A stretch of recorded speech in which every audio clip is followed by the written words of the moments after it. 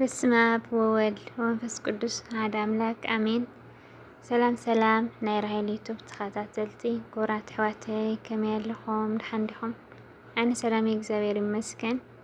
ከምቲ ሰላም ዘለኽዎ ድማ ሰላም ክትህልዎ በዓልቲ ሙሉእ ተስፋ እየ ክቡራተይ። ኳዕ ድማ ንፆመ ፍልሰታ ብሰላም ኣብፅሕና ናይ እመቤት ወላዲት ኣምላኽ ጸሎታ በረከታ ኣይፈለየና። ምስ ዝጾሙ ምስ ዝጸለዩ ድማ እግዚአብሔር ኣምላኽና በረከቶም የካፍለና። ክቡራት ኣሕዋተይ ጾምና ብሰላም ጀሚሩ ብሰላም የፈጽመና። እኳ ድማ ንቅድስቲ ሰንበተ ክርስቲያን ብሰላም ኣጽሕና። ባእታ ማርያም እውን እሞ እንኳዕ ኣጽሕና። ክቡራት ኣሕዋተይ ናይ እመቤት ወላዲት ኣምላኽ በረከታ ጸሎት ኣማላድነት ኣይፈለየና ኩለኩም ይደሊ። እሽኒ ሞሎም ማንተ ሒዘልኩም ቀሪበ ዘለኹ ምስቲ ሰንበት እውን ምዃኑ ባእታ ማርያም እውን ምስቲ ምዃኑ ምስጋና ናይ ምስጋና መዝሙር ናይ እመቤት ወላዲት ኣምላኽ ሒዘልኩም መፅእ ዘለኹሞ ናብኡ ከብለኩም እየ። ሰናይ ምክትታል ይኹነና። መዝሙር ንምዝማር ብስም ስላሴ ኣሚነ በእመቤታችን ቅድስት ድንግል ማርያም ተማፂነ ብኩሎም ቅዱሳን መላእኽቲ ተረዳእነት ገይረ ብጎልዳፍ አንደበተይ ክዝምር እየ። ሓቢርና ንዘምር። ንኤልሳቤጥ ዝበፅሕኺ ኣደ ጎይታይ ንዕይ ከመስግኖ ክውድሶ ነቲ ክቡር ስምኪ። ንኤልሳቤጥ ዝበፅሕኺ ኣደ ጎይታይ ንዕይ ክውድሶ ከመስግኖ ነቲ ክቡር ስምኪ። ናይ ኤልሳቤጥ ቦታ ተኪአ ክቐውም ክዝምር ክውድስ ኣይኮሎን ከርምም። ኣደ ጎይታይ ናዋይ ክትመጽእ ካበይ ኮነ ክብል ድምፂ ሰላምታ ክሰሚዐ መንፈሰይ ከጥልል። ንኤልሳቤጥ ዝበፅሕኺ ኣደ ጎይታይ ንዕይ ከመስግኖ ክውድሶ ነቲ ክቡር ስምኪ። ኣብ ቅድሜኺ ድንግል ኮይነ ክስራሰር ክጸናናዕወ ኣርዑተይ ክሰብር። ናይ ያዕቆብ መሳልል ኢኺ ዝረኣያው ሎዛ ገላግልያ ንህይወተይ ካብ ናይ ዓለም ቃንዛ። ንኤልሳቤጥ ዝበፅሕኺ ኣደ ጎይታይ ንዕይ ከመስግኖ ክውድሶ ነቲ ክቡር ስምኪ። ጽበት ናይ ከርስኺ ሰፊሑ ካብ ሰማይ ኣብ ማህፀን ክጽርኪ ንልዑል ኣዶናይ።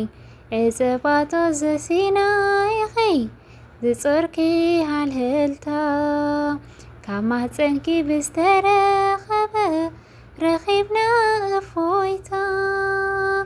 ንኤልሳቤጥ ዝበፅሕኺ ኣደ ጎይታይ ንዕይ ከመስግኖ ክውድሶ ነቲ ክቡር ስምኪ። ኣስምዕኒ ድንግል ክሰምር ሃንቀውታይ ወደየ በልኒ ክምዕዝ ህይወተይ። ኣብ ጽላልኪ ብምህላወይ ተመስልኩ ብሃም ንዓይ ምሳኺ ይሕሸኒ ኣይደለን ክልብም። ንኤልሳቤጥ ዝበፅሕኺ ኣደ ጎይታይ ንዕይ ከመስግኖ ክውድሶ ነቲ ክቡር ስምኪ። ማርያም ድንግል ንሕና ዋና ማርያም ድንግል ንሕና ዋና መድሓኒት ኢኹሞ ናይ ነፍስና መድኃኒት ኢኹሞ ናይ ነፍስና ማርያም ድንግል ንዕና ዋና መድኃኒት ኢኹሞ ናይ ነፍስና ናይ ያዕቆብ ምሳልን ናይ ጊድዎን ጽምር ስምኪ ጥዑም እዩ ካጸባ ካብ መዓር ሕጉሳት ንኸውን ክንዝምር ከለና ስለ ዝኸልክና ካብ ሞት መድኃኒትና ማርያም ድንግል ንዕና ዋና ማርያም ድንግል ንዕና ዋና መድኃኒት ኢኹሞ ናይ ነፍስና መድኃኒት ኢኹሞ ናይ ነፍስና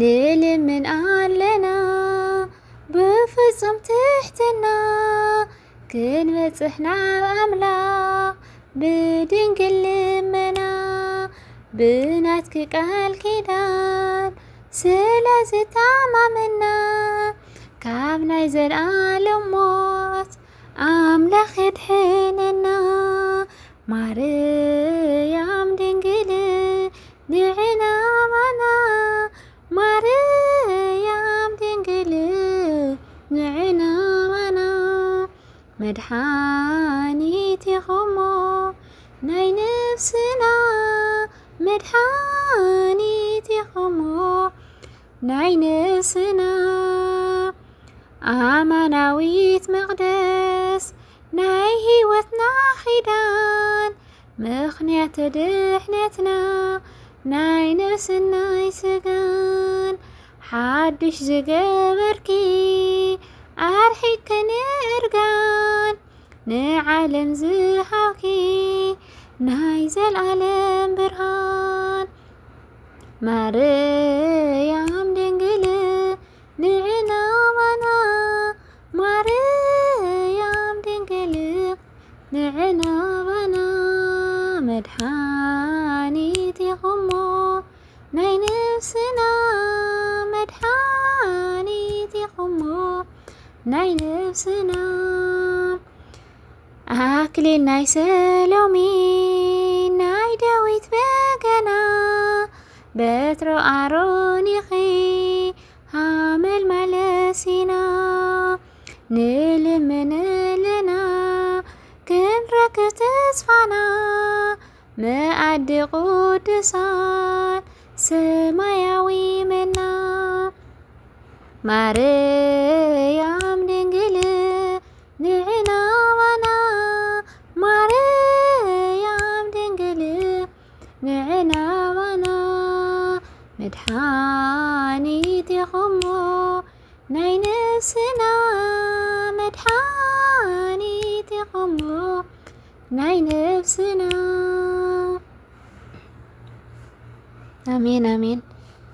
መዝሙር ረስየ ነይርና አብይኒ ኩራት ሕዋተይ ብዝወደቐ ብዝነጠ ባፍቱ ጉሃን መላእኽቲ ገይሩ እግዚአብሔር አምላኽ ያርመለይ ስለ መዝሙሩ ናይ መዝሙሩ በዓል ቤት ዝኾነ እግዚአብሔር አምላኽና ዝተኸበረ ዝተመስገነ ይኹን።